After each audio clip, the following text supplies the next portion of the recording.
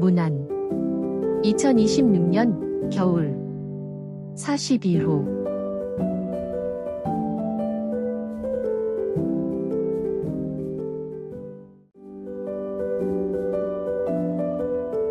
뷰 위급한 순간에도 믿음의 이름으로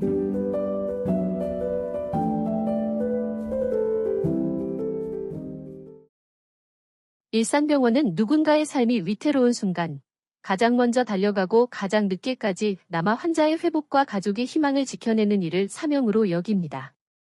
우리는 끊임없는 헌신과 연대를 통해 지역의 중증, 응급 환자 중심 진료를 선도하며 국민의 건강을 끝까지 지킨다는 공공의료의 약속을 실천하고 있습니다. 일산병원은 지역사회에서 가장 신뢰받는 공공의료기관으로서 모두의 생명을 지키는 든든한 버팀목이 되고자 합니다. 중증, 응급 환자를 위해 언제나 준비된 진료체계를 갖추고 한 사람의 생명도 소중히 여기는 마음으로 진료 현장을 지켜갑니다. 생사의 기로에선 중증 환자를 위해 일산병원은 정밀하고 체계적인 진료 역량을 집중합니다. 심혈관, 뇌혈관, 중증 외상 등 분야별 전문팀이 협진 체계를 구축해 24시간 끊이지 않는 집중 치료를 이어갑니다. 환자의 한숨과 가족의 간절함을 잊지 않으며 의술과 진심이 함께하는 치유의 공간을 만들어갑니다. 응급의료센터는 위급한 순간 가장 먼저 손을 내미는 곳입니다. 신속한 대응과 정확한 판단으로 골든타임을 사수하며 응급 환자에게 최적의 치료 환경을 제공합니다. 분초를 다투는 현장에서 의료진은 서로의 눈빛으로 통하고 환자의 숨결 하나에도 온 마음을 쏟습니다. 일산병원은 단일 의료기관을 넘어 지역 의료 체계의 중심축 역할을 담당합니다. 인근 병원, 소방서, 보건소와 긴밀히 협력해 환자가 신속하게 필요한 치료를 받을 수 있도록 연계망을 강화했습니다. 이러한 협력은 의료의 질을 높이는 동시에 지역사회 전체의 건강 안전망을 더욱 단단히 다져갑니다. 국민 모두를 위한 의료라는 가치 아래 경제적 여건이나 사회적 상황에 관계없이 누구나 신뢰할 수 있는 진료를 제공합니다. 공공병원으로서의 책임감과 의료인으로서의 사명감을 바탕으로 의료평등과 생명존중의 가치를 실천하고 있습니다. 신년사 지속가능한 병원, 지역과 미래를 지키는 힘.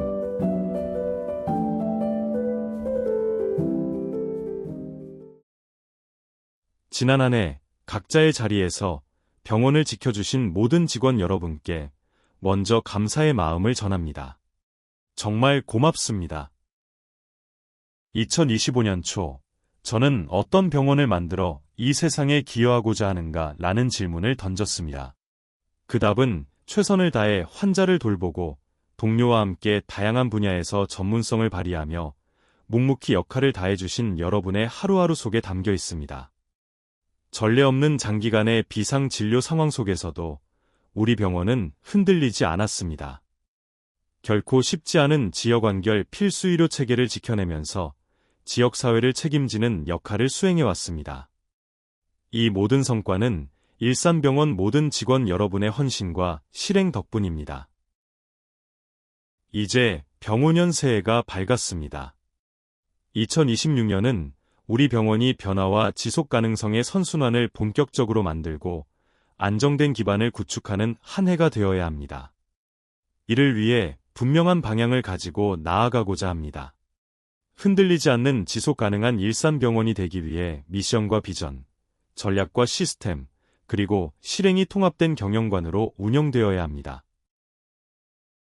먼저 2026년은 우리 병원이 데이터 기반 경영으로 체질을 바꿔나가는 출발점이 될 것입니다.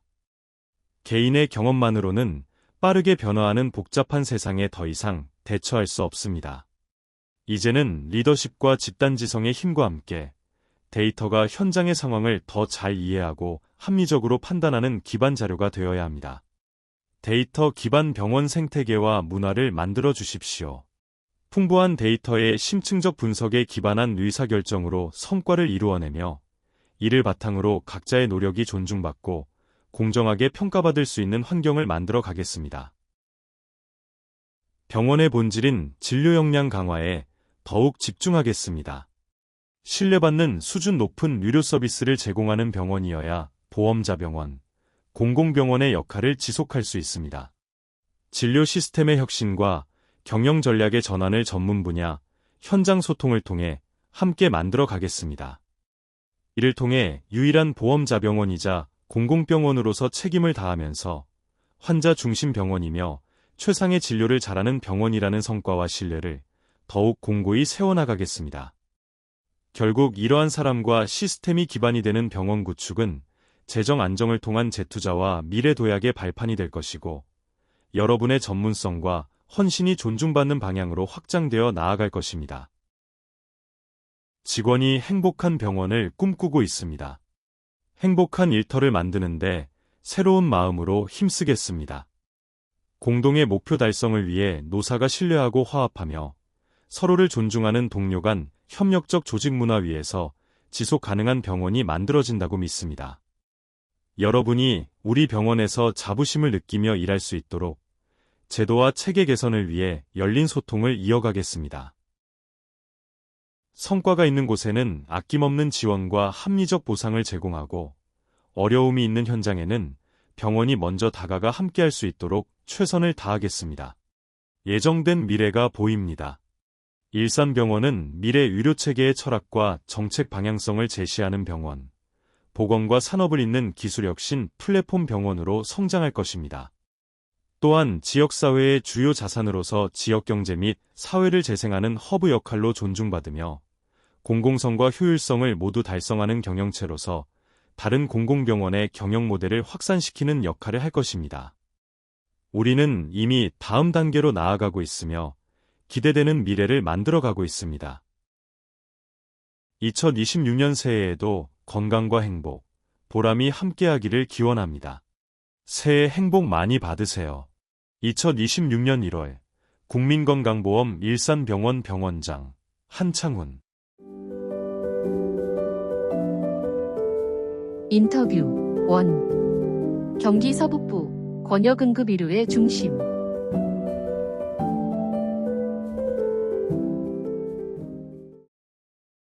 국민건강보험 일산병원 권역응급의료센터 김건배 센터장. 국민건강보험 일산병원 권역응급의료센터는 경기 서북부 지역의 중증응급 환자를 책임지는 핵심 응급의료기관이다. 24시간 365일 멈추지 않는 진료체계를 갖춘 이곳은 단순히 응급실 역할을 넘어 생명이 위중한 환자에게 최종 치료를 제공하는 지역 응급의료체계의 중심축으로 기능한다. 국내 유일의 보험자 병원인 국민건강보험 일산병원이 운영하는 권역응급의료센터는 공공성과 전문성을 동시에 갖추었다는 것이 가장 큰 특징이다. 의료 접근성을 높이고 표준화된 진료체계를 구축하며 중증 환자 치료 역량을 고도화하는 등 세 가지 축을 중심으로 응급의료의 공공적 책임을 실천하고 있다. 특히 소득 수준이나 사회적 배경과 관계없이 누구나 적정한 응급의료를 받을 수 있도록 돕는 역할은 공공의료기관의 정체성을 분명히 보여준다. 센터를 이끄는 김건배 센터장은 권역응급의료센터의 역할을 이렇게 설명한다. 우리 센터는 단순히 응급 환자를 진료하는 공간이 아니라 권역 내 중증 응급 환자의 최종 치료를 담당하는 컨트롤 타워입니다. 중증응급 환자 치료에 최적화된 시스템. 일산병원 권역응급의료센터의 가장 큰 강점은 중증응급 환자 중심의 진료체계를 안정적으로 구축했다는 점이다. 중증외상, 급성 심뇌혈관 질환, 폐혈증, 다발성 장기 손상 등 전문 치료가 즉각적으로 필요한 환자에 대해 진입부터 처치, 수술, 중환자 치료까지 신속하게 연계되는 시스템을 갖추었다.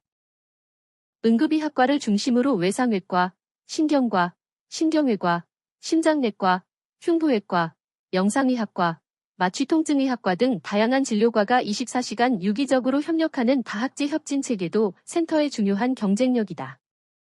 응급 상황에서 지체 없는 의사결정이 가능하도록 시스템화된 협진 구조는 중증 환자의 생존율을 높이는 핵심 요소로 작동한다. 김 센터장은 공공의료기관으로서의 역할도 이곳만의 차별점이라고 강조한다. 응급의료의 본질은 누구에게나 열려있는 의료입니다. 치료 접근성이 낮은 환자들도 차별 없이 진료받을 수 있도록 하는 것이 우리 센터의 중요한 사명입니다. 일산병원 권역응급의료센터는 고양시를 중심으로 파주시, 김포시, 은평구 일부 등 경기 서북부 권역을 담당한다. 대규모 주거지역과 산업단지, 교통량 많은 도로망이 혼재된 이 지역은 각종 응급 상황이 발생할 가능성이 높은 곳이다. 주요 진료 대상은 중증외상 환자, 급성 심근경색과 뇌졸중 환자, 중증감염 및 폐혈증 환자, 의식저하 및 심정지 환자 등 생명과 직결되는 중증응급질환 환자다.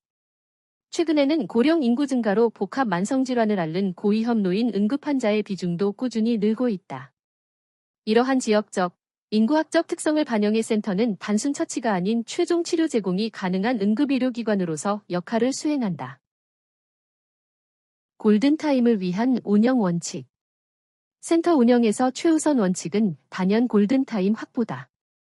이를 위해 환자 도착 순간부터 중증도 분류, 검사, 처치, 입원 또는 수술 결정에 이르기까지 전 과정을 유기적으로 설계하고 불필요한 지연 요소를 지속적으로 점검, 개선하고 있다. 또 하나 중요한 원칙은 의료진의 안전과 지속 가능성이다. 응급의료는 고강도 노동이 요구되는 분야인 만큼 의료진이 안정적으로 근무할 수 있는 환경을 만드는 것이 곧 환자 안전으로 이어진다는 판단에서다. 적정 인력 배치, 팀 기반 진료, 피로 관리도 중요한 운영 요소이다. 공공의료기관으로서 단기적인 효율을 추구하기보다 장기적인 지역 응급의료체계 안정화에 기여하는 방향 역시 센터 운영에서 중요시하는 기준이다. 응급의학과 전문의가 24시간 상주하며 모든 응급환자의 초기 평가와 처치를 담당하고 중증 환자로 판단되면 각 진료과 전문의가 즉시 협진에 참여한다. 간호팀은 중증도 분류부터 환자 모니터링, 보호자 응대까지 응급실 운영 전반을 책임지는 핵심 인력이다. 특히 응급전담 간호사는 상급 간호실무자로서 응급환자 평가와 처치, 의학적 절차를 지원하며 의료진 간 원활한 의사소통을 돕는다. 응급병동, 21병동과 응급집중치료실 간호사들도 응급실 간호사와 긴밀히 연계해 중증 응급환자의 신속하고 체계적인 입원 간호를 수행한다. 이 밖에도 응급구조사, 방사선사, 임상병리사, 행정인력 등 다양한 직군이 한 팀으로 움직이며 응급의료를 완성한다. 진료를 넘어 교육과 협력으로. 센터는 진료뿐 아니라 교육과 연구, 지역 협력도 중요한 사명으로 삼았다. 전공의와 간호사를 대상으로 진행하는 응급의료 교육은 물론 지역 소방대원과 함께하는 합동 시뮬레이션 훈련도 정기적으로 시행한다. 응급의료질 향상을 위한 임상연구와 진료 프로토콜 개발에도 지속적으로 참여하며 그 성과를 전국 단위 응급의료 정책 개선으로 환원하고자 노력하고 있다. 지역 보건소, 소방서와 협력하는 일도 빼놓을 수 없다. 응급환자 발생 전 단계부터 병원 도착 이후까지의 흐름을 함께 점검하며 더욱 촘촘한 지역 응급의료 체계를 만들어가고 있다. 응급환자 수요의 지속적 증가와 의료 인력 부담은 센터가 마주한 가장 큰 도전이다. 중증 환자 비율이 높아질수록 의료진의 부담이 커지는 만큼 센터는 인력 운영 구조 개선과 팀 기반 진료 강화, 지역사회 연계를 통해 이를 해소하고 있다. 환자와 보호자에게는 응급실이 중증 환자를 우선 진료하는 공간이라는 점, 진료는 환자 도착 순서가 아닌 중증도에 따라 이루어진다는 점을 이해해 줄 것을 당부한다. 마지막으로 김건배 센터장은 센터의 미래 비전을 이렇게 전했다. 우리의 목표는 국민이 가장 신뢰하는 권역응급의료센터가 되는 것입니다. 앞으로도 국민의 생명을 지키는 최전선에서 책임과 사명을 다하겠습니다. 스토리. 바른 자세. 미래를 바꾸는 습관.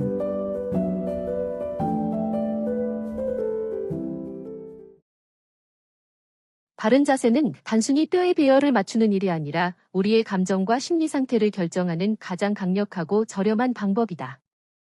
현대인은 스마트폰과 좌식 생활로 인해 신체적, 정신적 위협을 받고 있지만 척추를 바로 세우는 것만으로도 호흡기와 신경계의 안정을 되찾을 수 있다. 결국 자세는 몸의 형태를 넘어 삶의 태도이자 미래와 운명을 바꾸는 습관이며 우리 자신에게 줄 수 있는 가장 값진 선물이다. 애니메이션 스머프의 가가멜은 언제나 허리를 굽히고 다니며 목을 앞으로 툭 내민 모습으로 등장한다. 드라큘라의 실루엣 역시 날카롭지만 구부정하며 반지의 제왕의 골룸은 뒤틀린 몸짓으로 탐욕의 본질을 시각적으로 드러낸다. 해리포터의 볼드모트도 마찬가지다. 매끈한 외형을 지녔음에도 고개를 앞으로 길게 빼고 굽은 상체로 어둠 속을 미끄러지듯 움직이며 그 존재 자체가 불안하게 뒤틀려 있다는 사실을 몸의 각도만으로 표현한다. 서사 속 악당들은 곧지 못한 척추와 무너진 자세로 표현되곤 한다. 이는 창작자들이 오랫동안 활용해온 상징의 언어다. 인간은 오래전부터 몸의 형태가 마음의 상태를 비춘다는 사실을 알고 있었고, 악당의 비뚤어진 내면은 자연스럽게 몸의 비틀림으로 표현된다. 연극과 영화의 연기 이론에서도 이러한 감각은 중요한 위치를 차지한다. 러시아의 배우이자 연출가인 스타니슬라프스키의 메소드 연기는 신체적 행동이 감정에 직접적인 영향을 미친다는 것을 보여준다. 배우는 음습한 감정을 표현해야 할 때 저절로 어깨를 움츠리고 고개를 숙이며 반대로 영웅을 연기할 때는 직립한 척추와 열린 가슴을 통해 당당함을 드러낸다. 관객은 이러한 자세를 해석하는 데 익숙하며 직립과 구부정함을 본능적으로 읽어낸다. 고대로부터 이어져 온 이러한 상징의 보편성은 우리가 몸과 마음을 별개의 구조로만 바라볼 수 없다는 사실을 보여준다. 자세는 그 자체로 인간의 심리적 언어이며 때로는 말보다 더 많은 감정을 전달한다. 감정과 자세의 상호작용. 일상의 경험을 떠올려보면 이 관계는 더욱 분명해진다. 우리는 슬프거나 불안할 때 자연스럽게 고개를 떨구고 어깨를 움츠리고 옅은 숨을 내쉰다. 반대로 척추를 곧게 세우고 가슴을 열면 마음이 가벼워지는 듯한 생리적 변화를 즉각 경험한다. 이는 단순한 느낌이 아니다. 하버드 의대 연구팀은 자세 변화가 테스토스테론을 증가시키고 코르티솔을 감소시키는 등 신경내분비 변화까지 유발한다는 사실을 발견했다. 짧은 시간 동안의 자세 변화만으로도 자신감, 집중력, 위험 감수 성향에 영향을 미친다는 것이다. 파워 포징. 짧은 비언어적 표현이 신경내분비 수준과 위험 감수에 미치는 영향. 심리학에서도 자세는 감정 조절의 강력한 도구로 다루어진다. 구부정한 자세는 부정적 사고를 강화하고 곧바른 자세는 문제 해결 능력을 높이며 깊은 호흡으로 신경계의 안정을 촉진한다. 몸이 먼저 움직이고 그 뒤를 마음이 따라오는 셈이다. 생각이 행동을 만드는 것이 아니라 행동이 생각을 결정하는 순간이 더 많다. 자세는 어쩌면 우리 감정의 가장 오래된 스위치일지도 모른다. 현대인의 텍스트넥. 가장 가까이에서 삶을 잠식하는 질환. 하지만 현대인은 이런 몸과 마음의 상관성을 알면서도 바른 자세를 유지하기 어렵다. 스마트폰을 보기 위해 하루 수시간 동안 고개를 숙이고 컴퓨터 화면을 응시하기 위해 목을 앞으로 내미는 습관이 깊게 자리 잡았다. 성인은 하루 평균 서너 시간, 10대는 7시간 이상 스마트폰을 사용한다. 이 시간 동안 목뼈에는 끊임없이 미세한 손상이 누적된다. 세계보건기구는 장시간 좌식 생활을 조기 사망 위험을 높이는 독립적 요인으로 규정했다. 그만큼 스마트폰 중심의 생활은 신체의 실질적 위험을 초래한다. 국제신경외과 저널에 실린 연구에 따르면 고개를 45도 숙이는 순간 목뼈는 20kg의 압력을 받으며 60도에서는 27kg까지 하중이 증가한다. 이 무게는 한 번의 문제가 아니라 하루 수천 번 반복되는 부담이다. 누적된 압력은 디스크 돌출, 신경 압박, 근막염 등의 문제로 이어지고 충분히 휴식을 취해도 쉽게 회복되지 않는다. 실제로 20에서 30대 목 디스크 환자는 지난 10년간 2배 가까이 증가했다. 텍스트넥은 단순한 불편함이 아니라 현대사회에서 빠르게 확산하는 근골격계 질환 중 하나이다. 이 질환의 가장 무서운 점은 조용한 진행이다. 초기에는 가벼운 뻐근함, 일시적 두통, 어깨 통증 정도로 시작되지만 어느 순간 이동, 운동, 수면까지 어렵게 만드는 심각한 장애로 발전할 수 있다. 많은 이가 그때 조금만 조심했더라면이라고 후회하는 이유가 여기에 있다. 수직으로 선 인간, 철학, 종교, 예술이 바라본 척추. 척추는 단순히 생물학적 구조물이 아니다. 인류는 오래전부터 척추를 존재의 기둥으로 인식해왔다. 직립보행은 인간을 다른 동물과 구별짓는 결정적 사건이었고, 그 수직성은 문명의 시작이자 인간의 의식이 확장되는 출발점이었다. 아리스토텔레스는 영혼에 관하여에서 직립한 자세가 인간을 동물적 조건에서 벗어나 신성에 가깝게 한다고 표현했다. 그리스 조각상에서 인간의 척추는 단순한 뼈의 배열이 아니라 이상적 균형과 조화의 상징이었다. 안정된 무게중심과 대비를 이루는 어깨, 골반의 비율은 인간의 조형적 이상을 넘어 우주적 질서를 구현하는 조형 원리로 여겨졌다. 동양에서도 척추는 정신의 중심축이었다. 선종수행에서 정전은 마음을 다스리는 첫걸음이었고, 요가 전통에서는 척추 중앙의 수shum나가 에너지 흐름의 통로로 여겨졌다. 중세 무사들의 꼿꼿한 자세는 단지 훈련의 산물이 아니라 정신적 각성의 표현이기도 했다. 바른 자세는 이렇게 철학, 종교, 예술, 전통의 영역을 관통하는 인간의 오래된 근원적 실천이다. 자세는 곧 존재의 태도였다. 현대과학이 밝히는 척추 건강의 총체적 영향. 현대과학은 척추가 지닌 의미를 다시 한번 증명해내고 있다. 오리건 운동치료 연구에 따르면 구부정한 자세로 앉는 것만으로도 폐활량이 최대 30% 감소할 수 있다. 폐활량이 줄면 산소 공급량이 감소하고, 이는 곧 피로 증가, 집중력 저하, 수면 악화로 이어진다. 이러한 악순환은 단순한 호흡 문제를 넘어 만성 피로나 무기력 증후군으로 이어질 수 있다. 메이오 클리닉은 잘못된 자세가 혈류를 저하해 두통과 어지러움, 전신 피로를 유발한다고 보고한다. 우클라 연구는 바른 자세를 취했을 때 스트레스가 감소하고 자존감이 향상되는 효과까지 확인했다. 자세는 뼈의 배열을 넘어서 신경계, 호흡계, 순환계, 정서적 안정까지 관여하는 인간 건강의 총체적 구조이다. 자세는 삶의 태도다. 바른 자세를 유지하는 데 드는 비용은 영원이다. 특별한 장비, 넓은 운동 공간, 고가의 서비스가 필요 없다. 그러나 그 효과는 어떤 척추 치료보다 강력하다. WHO는 30분마다 일어나 짧게 움직이는 것만으로도 좌식 생활의 악영향을 상당 부분 줄일 수 있다고 말했다. 의자에 앉을 때 엉덩이를 끝까지 밀어넣고 척추의 S자 곡선을 유지하는 단순한 습관만으로도 목과 허리는 엄청난 부담에서 해방된다. 스마트폰을 눈높이로 올려들고 어깨를 하루 몇 차례 돌리고 깊은 호흡을 의식적으로 반복하는 것만으로도 자세는 서서히 바뀐다. 그러나 이 간단한 행동이 가장 어려운 이유는 오랜 시간 굳어진 신체 패턴 때문이다. 근육과 인대는 자신이 익숙한 방향으로 수축하고 몸은 자신이 기억하는 자세로 되돌아가려 한다. 바른 자세는 의지의 문제가 아니라 습관의 재교육이다. 그래서 가장 저렴한 보험이면서 동시에 가장 장기적이고 어렵다. 플라톤은 국가에서 몸의 균형은 영혼의 조화를 부른다고 말했다. 고대 철학과 현대의학이 동일한 결론을 향하는 영역이 바로 자세이다. 자세는 몸의 형태가 아니라 삶의 태도이며 반복되는 작은 선택의 기록이고 결국 우리의 미래를 바꾸는 행위다.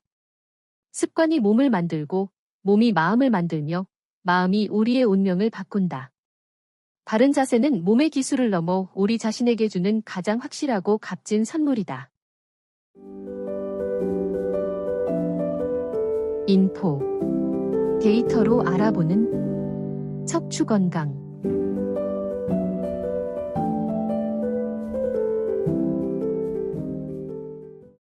우리 몸의 기둥인 척추에는 허리 디스크, 추간판 탈출증, 척추관 협착증, 척추관절염 등의 질환이 발생해 일상생활을 위협한다.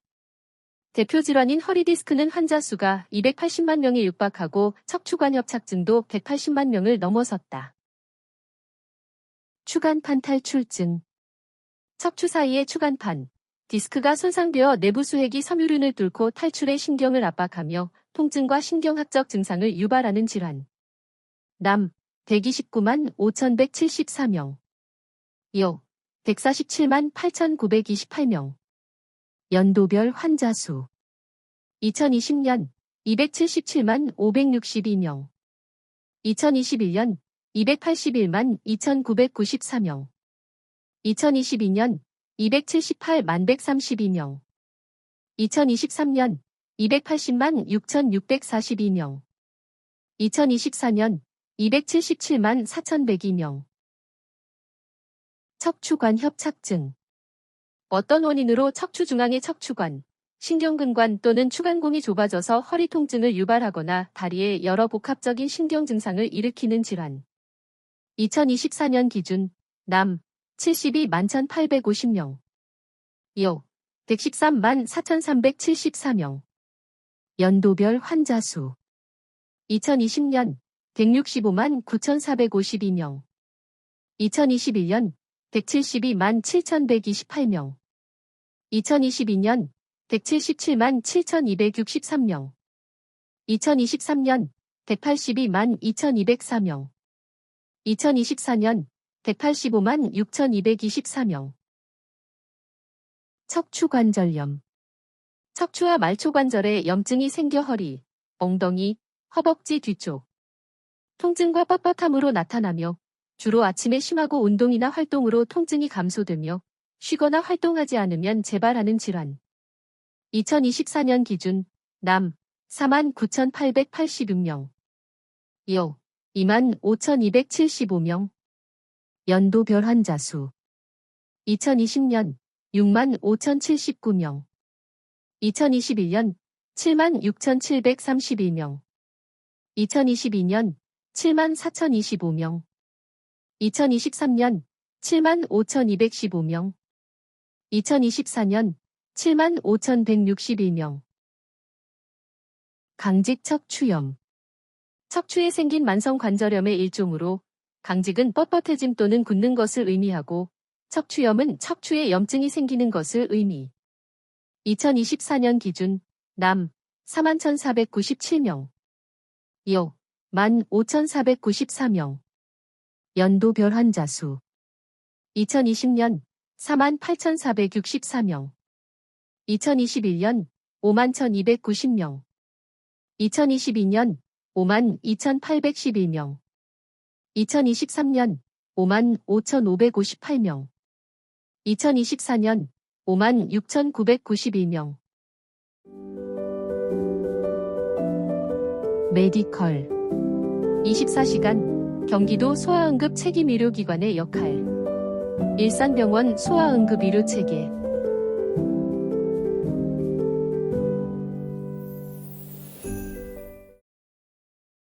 일산병원은 경기도 소아응급 책임의료기관으로 지정된 병원이다. 단순히 소아 환자를 진료하는 병원이라는 의미를 넘어 소아청소년과와 응급의학과 인력 부족으로 위기에 놓인 지역 소아응급의료 체계를 떠받치는 핵심 거점으로서 역할을 맡고 있다는 뜻이다. 특히 경기 북부 지역에서 소아응급 진료를 24시간 책임질 수 있는 병원이 줄어드는 상황에서 일산병원은 보험자 직영병원으로서 필수 의료의 공백을 메우는 역할을 수행하고 있다. 최근 소아응급의료에서 가장 큰 문제는 인력 부족과 배후 진료과의 공백이다.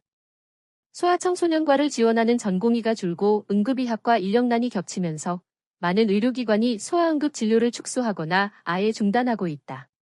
그 결과 응급 상황에 놓인 아이들이 갈 수 있는 병원은 점점 줄어들고 있으며 한 병원에 환자가 집중되는 구조적 문제가 발생하고 있다. 일산병원도 이러한 현실에 놓여 있다. 중환자 치료가 필요한 경우에도 병실이나 전문의가 부족해 전원이 필요한 상황이 발생하며 전원 과정에서 의료진의 부담은 상당하다. 그럼에도 병원은 소아응급 책임의료기관으로서 진료를 포기하지 않고 가능한 범위 내에서 환자를 수용하며 지역의 버팀목 역할을 이어가고 있다. 운영체계 측면에서 가장 큰 변화는 전문의 중심의 24시간 소아응급 진료체계 구축이다. 2025년 4월부터 일산병원은 주간 전담의와 야간, 휴일 전담의를 구분하는 운영 방식을 도입해 소아청소년과 전문의가 365일 24시간 소아응급실 진료를 담당하고 있다. 이는 여러 단계를 거쳐 진료가 이뤄지던 과거 방식과 달리 환자가 도착하는 순간부터 전문의가 직접 진료를 책임지는 구조다. 그 결과 진료 대기 시간이 단축되고 진단과 처치의 정확도 역시 높아졌다. 병원 간 협력과 전원 체계는 아직 완전히 정착된 단계는 아니다. 다만 중앙 및 경기 응급의료지원센터를 통한 전원 지원 시스템이 점차 자리 잡으면서 의료진이 개별적으로 병원을 수소문하던 부담은 일부 완화되었다. 이러한 변화는 응급 환자 진료에 집중할 수 있는 환경을 만드는데 중요한 역할을 한다. 일산병원의 소아응급 책임의료기관 운영은 단기간에 성과를 내기 위한 사업이 아니라 필수 의료를 지키기 위한 장기적인 사회적 역할에 가깝다. 병원은 앞으로도 지역 내 소아응급 의료의 최후 보루로서 아이들이 언제든 치료받을 수 있는 응급의료 환경을 유지하는 데 최선을 다하고자 한다. 아이들이 기다리지 않아도 되는 응급실을 지키고 싶습니다. 소아청소년과 윤봉식 교수. 소아응급실은 하루도 단 1시간도 비워둘 수 없는 공간입니다. 아이들의 응급 상황은 예고 없이 찾아오고 그 순간 병원의 문이 열려 있느냐 닫혀 있느냐에 따라 결과는 크게 달라집니다. 그렇기 때문에 소아응급 진료는 선택이 아닌 반드시 유지해야 하는 필수 의료라고 생각합니다. 현재 소아응급 의료 현장은 매우 어려운 상황에 놓여 있습니다. 소아청소년과 전공의 지원 감소와 응급의학과 인력 부족이 동시에 발생하면서 많은 의료기관이 소아응급 진료를 축소하거나 중단하고 있습니다. 그 결과 지역 내에서 응급 상황에 처한 아이들이 갈 수 있는 병원은 점점 줄어들고 있으며 일부 병원에 환자가 집중되는 구조적인 문제도 나타나고 있습니다. 이러한 상황에서 소아응급 책임의료기관의 역할은 더욱 무거워질 수밖에 없습니다. 일산병원 소아응급실은 현재 소아청소년과 전문의와 소아응급 세부 전문의가 순환 근무를 하며 24시간 365일 진료 공백 없이 운영되고 있습니다. 이를 유지하기 위해 의료진은 휴가나 학회 참석 일정을 최소화하고 서로 근무를 조율하며 현장을 지키고 있습니다. 결코 쉽지 않은 구조이지만 아이들이 치료받지 못해 병원을 전전하는 상황만은 막아야 한다는 공감대가 있기에 가능한 일이라고 생각합니다. 제가 소아응급 진료에서 가장 중요하게 여기는 원칙은 처음부터 전문의가 책임지는 진료입니다. 환자가 응급실에 도착하면 소아청소년과 전문의가 곧바로 진료를 시작하고 경증과 중증을 빠르게 구분해 처치, 입원, 전원 여부를 결정합니다. 이 과정에서 진료 시간은 단축되고 보호자분들께서도 더욱 명확한 설명을 들으실 수 있게 되었습니다. 응급실에서는 보호자와 소통하는 일도 매우 중요합니다. 아이 스스로 증상을 설명하기 어려운 경우가 많기 때문에 보호자분들이 알려주는 정보가 무엇보다 중요하고 짧은 시간 안에 필요한 정보를 정확히 얻어야 합니다. 가능한 한 의학 용어보다는 일상적인 표현으로 설명해드리려고 노력하고 있으며 급한 상황이 정리된 이후에는 진단 결과와 치료 방향, 향후 외래나 입원 계획에 대해 충분히 설명하는 것을 원칙으로 하고 있습니다. 최근 소아응급실을 찾는 환자들의 양상에도 변화가 있습니다. 코로나19 이후 마스크 착용과 거리두기가 완화되면서 호흡기 감염 환자가 증가했고 외부 활동이 늘어나면서 외상 환자도 함께 늘고 있습니다. 이에 따라 감염 환자와 일반 환자, 외상 환자의 동선을 최대한 구분하고 격리실과 음압실을 활용해 감염 확산을 최소화하려 노력하고 있습니다. 공간과 인력의 한계는 있지만 아이들이 더욱 안전한 환경에서 진료받을 수 있도록 최선을 다하고 있습니다. 개인적으로는 아픈 아이들이 없어 소아응급실이 한가해졌으면 하는 마음이 가장 큽니다. 하지만 현실적으로 소아응급실은 언제나 필요합니다. 소아응급 책임의사로서 제 역할은 아이들이 응급 상황에서 병원을 찾았을 때 갈 곳이 있다는 사실만으로도 불안해하지 않도록 응급실을 지키는 것이라고 생각합니다. 앞으로도 경기 북부를 넘어 경기도 전체, 나아가 전국 어디서든 믿고 찾을 수 있는 소아응급 의료의 한 축을 담당할 수 있도록 책임감을 가지고 현장을 지켜나가겠습니다. 인터뷰 2. 굽어버린 몸의 기둥. 정확한 진단과 따뜻한 기술로 다시 세우다.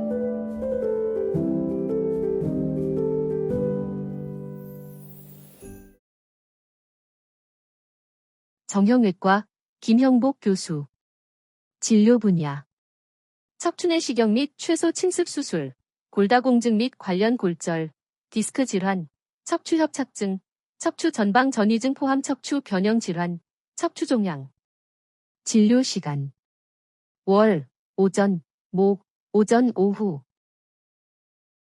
우리 몸을 지탱하는 기둥인 척추는 단순히 뼈들의 집합이 아니다.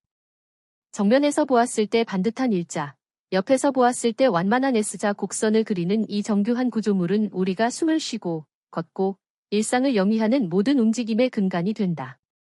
하지만 세월의 무게나 예기치 못한 유전적 요인으로 이 기둥이 무너지면 환자들의 삶은 송두리째 흔들리곤 한다. 정형외과 김용복 교수는 척추 변형을 단순한 자세의 문제나 외형의 변화로만 보지 않는다. 환자가 내쉬는 숨소리 하나, 걷는 걸음걸이 하나에 담긴 고통을 읽어내며 첨단 기술과 따뜻한 인수를 결합해 무너진 기둥을 다시 세우고 있다. 척추 변형 질환의 본질, 3차원으로 비틀리는 고통. 많은 이가 척추 측만증이나 후만증을 단순히 등이 좀 굽거나 옆으로 휜 상태로 오해하곤 한다. 하지만 김형복 교수는 그 본질이 훨씬 복잡하다고 설명한다. 척추 변형은 단순히 척추가 평면적으로 휘는 병이 아닙니다. 척추 마디마디가 회전하며 마치 꽈배기처럼 비틀어지는 3차원적인 변형입니다. 정면에서 휠 때는 측만증, 옆에서 보아 등이 굽으면 후만증이라 부르지만 이 두 가지는 종종 복합적으로 나타나며 신체 내부 장기까지 압박하게 됩니다. 이러한 변형은 단순한 외모 콤플렉스를 넘어 생존의 문제와 직결되기도 한다. 각도가 심해지면 휘어진 척추와 갈비뼈가 심장과 폐를 압박해 조금만 움직여도 숨이 차는 심폐기능 저하를 초래하기 때문이다. 아이들의 특발성과 어르신의 퇴행성. 김 교수는 환자 연령대에 따라 완전히 다른 치료법으로 접근해야 한다고 강조한다. 특히 청소년기 환자 부모님들에게는 꼭 전하고 싶은 말이 있다고 한다. 청소년기 측만증의 80% 이상은 원인을 알 수 없는 특발성입니다. 아이의 자세가 나빠서 생기는 것이 아니라 유전적 요인이나 새로운 형질이 발현으로 발생하는 경우가 대부분이죠. 그러니 부모님들께서 자녀를 나무라거나 자책할 필요가 전혀 없습니다. 반면 성인과 노년층에서 생기는 변형은 세월의 흔적인 경우가 많다. 디스크와 관절이 마모되는 퇴행성 변화, 골다공증으로 인해 뼈가 주저앉는 골절, 근육이 빠지는 근감소증이 결합되어 꼬부랑 허리를 만드는 것이다. 골다공증 치료가 곧 예방이다. 어르신들은 나이가 들며 자연스럽게 허리가 굽기도 하지만 골다공증으로 인해 척추뼈가 주저앉는 골절이 발생하면서 급격하게 허리가 굽는 경우가 많다. 그래서 변형 치료만큼이나 골다공증 치료를 철저히 하는 것이 매우 중요하다고 말한다. 또한 남의 시선 때문에 지팡이나 보행기 워커 사용을 꺼리는 경우가 많은데 이는 잘못된 생각이다. 지팡이는 낙상을 막고 척추 부담을 덜어주는 제2의 다리라고 강조한다. 보조기구를 사용하는 것은 절대로 부끄러운 일이 아니며 필요하다면 남의 시선을 의식하지 말고 보조기구를 사용해야 더 큰 부상을 막을 수 있기 때문이다. 각도보다 중요한 것은 환자의 삶이다. 수술은 언제나 최후의 수단이자 최선의 선택이어야 하기에 김영복 교수가 수술을 결정하는 기준은 명확하다. 성장기 학생들의 경우 통증이 없더라도 휘어진 각도가 45도 이상이라면 더 심각한 변형과 합병증을 막기 위해 수술을 우선적으로 고려한다. 하지만 성인의 경우는 다르다. 뼈의 성장이 끝났기 때문에 단순히 각도가 크다고 해서 수술을 권하지 않는다. 성인 환자에게 가장 중요한 기준은 실질적인 고통입니다. 약물이나 물리치료로 해결되지 않는 극심한 통증, 다리 저림, 혹은 마비 증상으로 인해 일상적인 보행조차 힘들어질 때 비로소 MRI 등 정밀검사를 통해 수술 여부를 신중하게 결정합니다. 오암 내비게이션 시스템. 척추 수술은 1mm의 오차도 허용되지 않는 정밀한 작업이다. 김 교수는 일산병원이 도입한 오암 내비게이션 시스템을 자동차의 내비게이션에 비유한다. 과거에는 의료진의 경험과 감각에 크게 의존했다면 이제는 실시간 3D 영상을 보며 나사못이 들어갈 경로를 미리 확인하고 진입합니다. 이는 마치 안개 속을 운전하던 상황에서 최신 내비게이션의 도움을 받는 것과 같습니다. 이 시스템은 수술 정확도를 획기적으로 높여 신경 손상 위험을 최소화하며 결과적으로 환자의 합병증을 줄이고 회복 속도를 앞당기는 데 큰 역할을 한다. 김 교수는 수술이 성공적으로 끝났다고 해서 모든 과정이 종료되는 것은 아니며 척추 건강을 위해 가장 좋은 약은 운동이라고 단언한다. 척추를 지탱하는 복근과 등 근육은 우리 몸의 천연 코르셋입니다. 수술 후 통증을 무조건 참기보다 적절하게 조절하며 걷기, 수영, 자전거 등 유산소 운동으로 심폐기능을 높이고 코어 근육을 강화해야 재발을 막을 수 있습니다. 일산병원이 그리는 척추 치료의 미래. 김형복 교수는 최근 국가검진에 폐기능 검사가 포함된 것처럼 척추 건강도 조기 발견과 예방이 무엇보다 중요하다고 말한다. 아이들의 경우 전방 굴곡 검사를 통해 가정에서도 충분히 조기 발견이 가능하기 때문이다. 이는 허리를 숙여 등의 높이를 확인하는 검사다. 또 양쪽 어깨 높이가 다르거나 짝가슴이거나 바지나 치마가 한쪽으로 자꾸 돌아가는 것도 중요한 신호다. 특히 특발성 척추측만증은 남아보다 여아에게 더 많이 발생하기 때문에 여자아이를 둔 부모님께서는 좀 더 세심한 주의를 기울여주기를 당부한다. 환자의 굽어진 허리뿐만 아니라 그 속에 감춰진 마음의 고통까지 헤아리려는 김형복 교수의 진심. 그의 정교한 손길과 첨단 기술이 만나 수많은 환자가 다시 힘차게 걸어갈 수 있기를 기대해본다. 센터. 병원 살림의 비밀. 숫자로 진료를 번역하는 사람들. 기획예산부, 원가분석팀.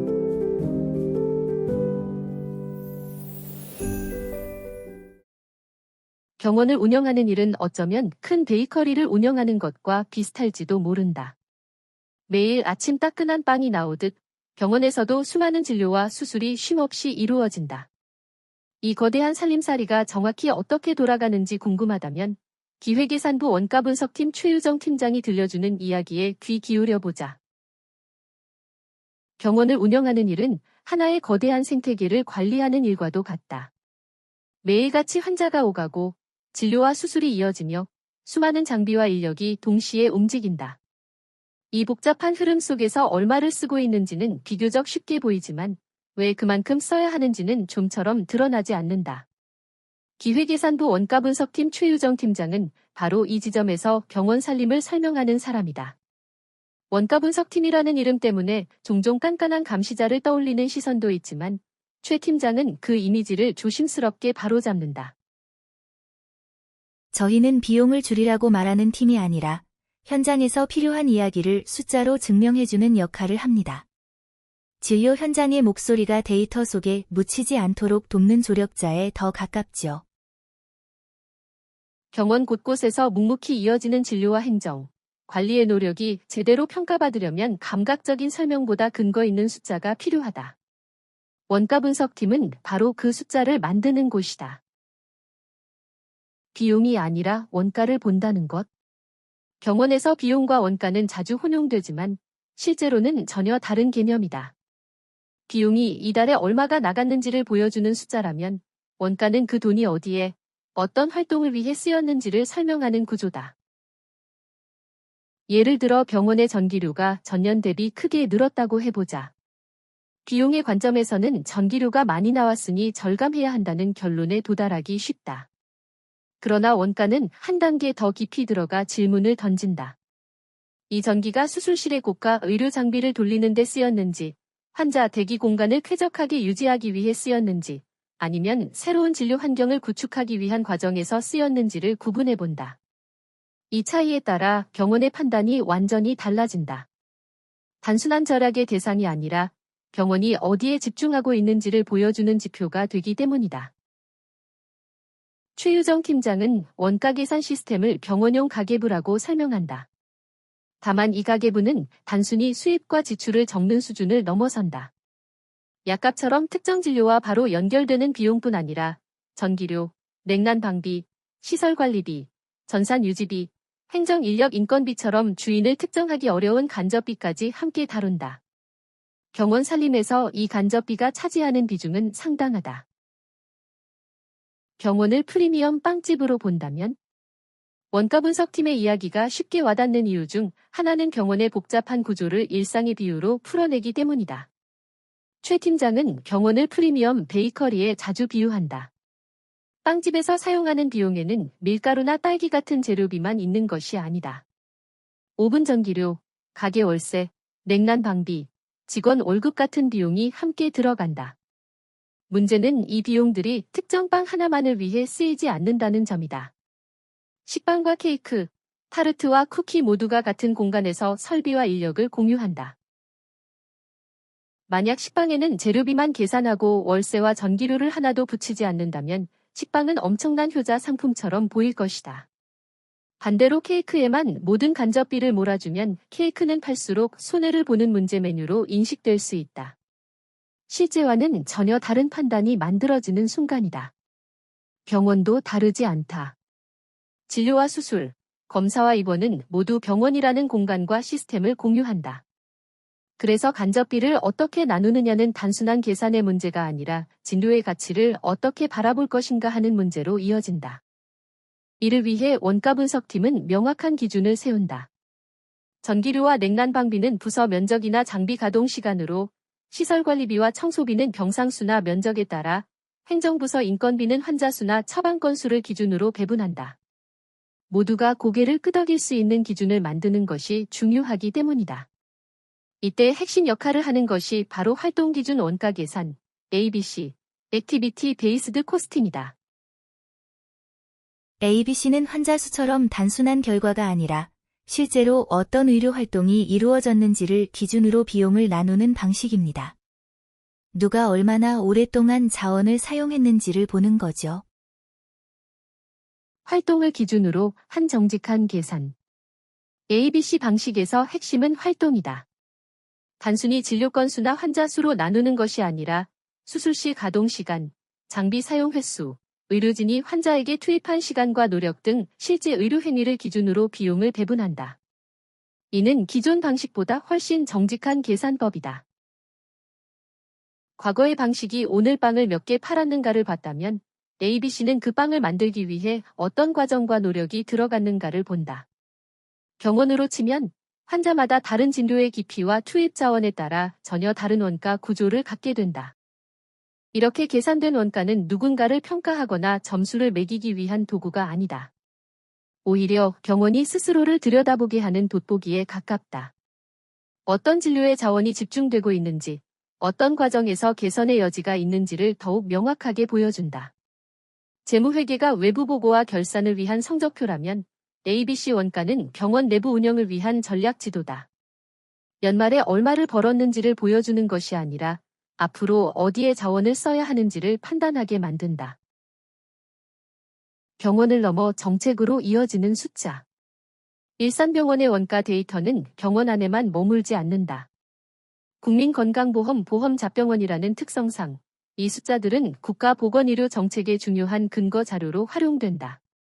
건강보험 수가를 조정할 때 이 진료는 실제로 이만큼의 비용이 듭니다라고 설명하는 기준이 되고 소아과나 응급의료처럼 수익은 낮지만 반드시 유지해야 하는 필수 의료 영역에 필요한 지원 규모를 제시해 설득하는 자료가 된다.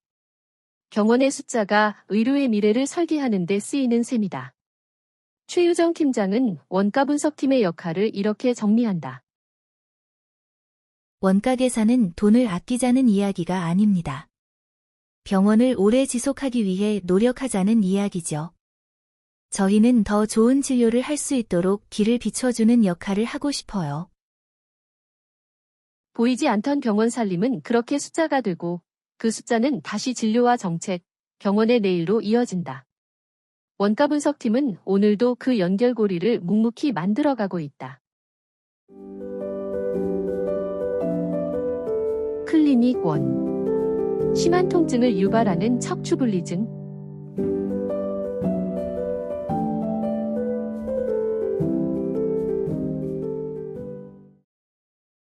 신경외과 이상훈 교수. 진료 분야. 최소침습 척추수술, 경추 및 요추 디스크, 척추분리증 및 전방전이증, 척추관 협착증, 뇌출혈, 두부외상. 진료 시간. 화 오전, 목 오전, 금 오전. 척추는 우리 신체의 기둥이면서 여러 개의 관절로 이루어져 있습니다. 관절은 앞쪽에서 추체와 추체 사이의 디스크를 중심으로 이루어진 전방부 관절, 추체관절, 척추관을 중심으로 뒤쪽의 후관절로 구성되어 있습니다. 척추분리증은 척추 후관절의 협부에서 결손이 생기면서 분리된 상태를 말합니다. 척추분리증의 원인. 척추분리증은 척추 후관절 부위의 결손을 가지고 태어나거나 선천적으로 후관절 협부가 얇아서 약한 경우 반복적인 움직임만으로도 생긴 피로골절에 의한 결손으로 발생하기도 합니다. 그러므로 특별한 외상력이 없어도 한창 척추가 성장할 나이인 10대에서 허리 통증이 생기면서 진단되는 경우도 있습니다. 40에서 50대 이후에 발생하는 대부분의 퇴행성 요추 병변과 달리 10에서 30대 젊은 층에서도 증상을 유발하여 진단되는 경우가 많습니다.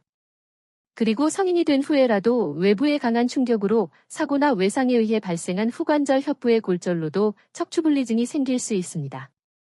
척추분리증은 척추뼈의 후관절 어디에서나 발생할 수 있으나 주로 요추 4번과 5번, 천추 1번 사이의 요천추에서 많이 발견됩니다. 척추분리증의 증상. 척추분리증의 대표적인 증상은 허리 통증입니다. 초기에는 무거운 물건을 들어 올리거나 허리에 무리가 가는 과격한 운동을 할 때 통증이 발생합니다. 증상이 심한 경우에는 가벼운 움직임에도 통증을 호소하고 고정된 자세를 오래 유지하지 못합니다. 척추분리증을 앓는 환자는 나이가 들수록 분리된 부분을 잡아주는 근육이 약해지고 분리된 면이 벌어지면서 후관절의 불안정성으로 또 다른 척추질환인 척추전 방전위증으로 발전합니다. 척추전 방전위증은 척추관절이 불안정해져 위쪽 관절의 척추뼈는 앞으로 밀리고 아래쪽 관절의 척추뼈는 뒤로 밀리면서 척추관이 좁아지고 심할 경우 추간공이 좁아지면서 허리 통증 외에도 협착증 증상인 하지 방사통으로 엉덩이나 다리가 저리고 당기는 증상까지 발생합니다. 척추분리증 환자에게 발생하는 요통은 자세 변환 시 통증이 심하다는 특징이 있습니다. 주로 움직이기 시작할 때, 자고 일어나거나 앉았다가 일어설 때, 걷기 시작할 때 특히 심한 통증을 호소합니다. 척추분리증의 진단. 환자의 나이, 통증의 양상과 기간, 외상의 과거력 등은 진단에 도움이 될 수 있습니다. 하지만 다른 퇴행성 병변과 명확하게 감별하고 척추분리증을 진단하기 위해서는 추가적인 영상 검사를 받아야 합니다. 척추분리증을 진단하는 가장 기본적인 영상 검사는 엑스레이 검사입니다. 엑스레이 검사 중에서도 척추뼈를 후측면에서 촬영하는 비스듬 영상, 어블릭 뷰이라는 검사를 통해서 척추 후관절 협부의 결손이나 골절을 확인할 수 있습니다. 중년 이상의 환자에서는 척추분리증이 척추전 방전위증까지 진행되었을 가능성이 높으므로 추가 엑스레이 검사로 척추를 앞으로 굽힌 자세와 뒤로 젖힌 자세에서 촬영하는 다이내믹 뷰를 통해 전방전이가 얼마나 심하게 진행했는지 확인합니다. 척추 CT 검사로 결손면을 정확하게 확인할 수 있으며 척추 MRI까지 검사해 신경 압박 정도까지 확인해야 합니다. 보통 척추전 방전위증은 진행 정도에 따라서 4단계로 나누며 단계가 높을수록 통증이 심할 수 있으나 반드시 비례하지는 않습니다. 척추전 방전위증에서의 초기 신경근 자극으로 인한 통증을 심하게 호소할 수도 있습니다. 척추분리증의 치료. 요통만 호소하는 초기 척추분리증의 경우 통증 조절을 위한 보존적 치료와 생활습관 개선이 필요합니다. 무거운 물건을 들거나 무리한 운동은 되도록 피하고 척추 근육과 인대를 풀어주는 스트레칭과 물리치료를 시행합니다. 허리 통증이 심하면 진통제를 복용하면서 통증을 조절합니다. 진통제를 복용했는데도 통증이 심하면 그 다음 단계로 시술인 신경차단술 혹은 신경성형술, 인대 강화 주사를 해볼 수 있습니다. 신경차단술이나 신경성형술은 통증을 완화하는 직접적인 치료지만 인대 강화 주사는 후관절 주위를 경화해 뒤에서 척추를 잡아주는 힘을 증가시키는 간접적인 시술 방법입니다. 시술은 약물치료와 병행하기도 합니다. 하지만 시술을 포함한 비수술적 치료에도 통증이 호전되지 않고 수개월 이상 지속돼 일상생활이 힘들 정도라면 근본 치료라고 할 수 있는 척추 유합 고정 수술이 필요합니다. 척추분리증 혹은 척추전 방전위증이 발생한 위아래 척추의 움직임을 없애고 신경감압을 동시에 시행해 증상을 호전시킵니다. 계속되는 허리 통증이 있는데도 젊으니까 괜찮다는 생각에 허리 통증을 방치하는 환자가 적지 않습니다. 척추분리증과 같이 젊은 나이에도 통증을 유발하는 척추 질병도 있으니 증상이 있으면 빨리 병원 진료를 보고 조기에 통증의 원인을 찾고 정확한 치료를 시작해야 합니다. 무엇보다 자신의 척추 상태를 정확히 인지하고 꾸준히 관리하는 것이 중요합니다. 우리의 몸을 바치고 있는 척추는 가장 많은 하중이 지속적으로 가해지는 관절입니다. 그러므로 어떤 시술이나 수술을 시행해서 완치되는 것이 아니라 치료를 병행하고 평생 관리해야 하는 병입니다. 그래서 척추를 치료하는 의사는 완치의 개념보다는 관리를 강조합니다. 젊은 시절부터 100세까지 척추를 튼튼하게 관리해 꼿꼿한 인생을 삽시다. 클리닉 추. 꾸준히 증가 추세인 남성 난임.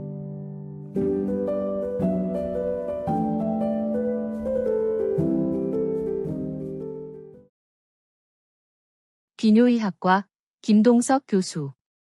진료 분야. 정계정맥류, 남성 난임, 배뇨장애, 요로결석. 화 오후, 목 오후, 금 오후. 남성 난임 진단 기준. 세계보건기구 WHO는 1년 동안 정상적인 부부 생활에도 임신이 안 되는 경우 난임으로 진단합니다. WHO 매뉴얼에 근거해 정액 1큐빅센티미터당 정자 1600만 개 미만, 운동성 42% 미만, 정상 모양 4% 미만이면 정액 검사에 이상이 있다고 판정합니다. 흔한 원인과 위험 요인. 남성 난임이 원인으로는 정계정맥류, 정로폐쇄, 시상하부 뇌하수체 기능 이상, 과도한 남성 호르몬 보충요법, 클라인펠터 증후군, 47, XXY 염색체, 생식세포 무형성, 서톨리세론니, 잠복 고환, 고환염, 항암치료 등이 있으며 원인 미상도 30% 정도를 차지합니다. 가장 흔한 원인인 정계정맥류는 전체 남성의 약 10에서 15%에서 발견되며 불임 남성의 약 40에서 50%에서 동반되는 질환입니다. 주로 좌측 고환에 발생하는 경우가 많으며 혈관 내 판막 이상으로 인해 혈액이 역류하며 정맥이 확장되는 상태를 말합니다. 대부분 무증상이지만 음낭 내 구불구불한 종물이나 서 있을 때 느껴지는 묵직하고 둔한 통증, 음낭 부위에 뜨끈뜨끈한 열감 등이 나타날 수 있습니다. 장기간 방치하면 고환 위축이 발생하며 정자의 운동성 및 형태 이상, DNA 파편화 증가로 인해 자연 임신 확률이 감소하고 시험관하기 시술 성공률에도 영향을 미칩니다. 또한 고환에서 남성 호르몬을 95% 생산하는데 정계정맥류로 인해 남성 호르몬 수치가 감소할 수 있어 전신 건강 영향도 고려해야 합니다.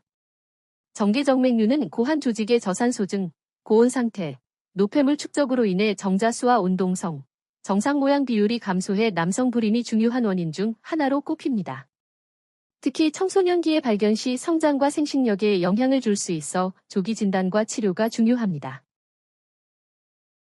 진단과 치료. 진단은 신체 검사와 더불어 음낭 도플러 초음파 검사가 필수적입니다. 음낭 도플러 초음파를 통해 혈류 역류 여부와 정맥 확장 정도, 고환 상태를 평가할 수 있습니다. 치료는 미세현미경 정계정맥류 절제술이 부작용과 재발률이 가장 낮은 표준 치료법입니다. 수술은 음낭 내에 확장된 정맥을 차단해 혈류 역류를 막아 고환의 혈류 환경을 정상화합니다. 치료 후에는 정자질 개선과 남성 호르몬 수치 회복이 기대되며 불임 개선 효과도 보고되고 있습니다. 따라서 정계정맥류는 증상이 없더라도 정기적인 검진과 필요시 조기 치료가 권장됩니다. 정계정맥류에 대한 정확한 이해와 조기 관리는 남성의 생식 건강과 전반적인 삶의 질 향상에 중요한 역할을 합니다. 정자의 질 개선을 위한 방법. 생활습관 개선, 금연, 절주, 체중 관리, 음낭 부위 고온 노출 피하기와 항산화제, 아연, 엽산, 코엔자임 Q10 복용이 정자의 질 개선에 도움이 될 수 있습니다. 또한 적절한 유산소 운동과 근력 운동, 스트레스 조절도 중요합니다. 디지털. 카카오톡에서 챗봇과 대화하며 모든 병원 서비스 이용하는 케어챗.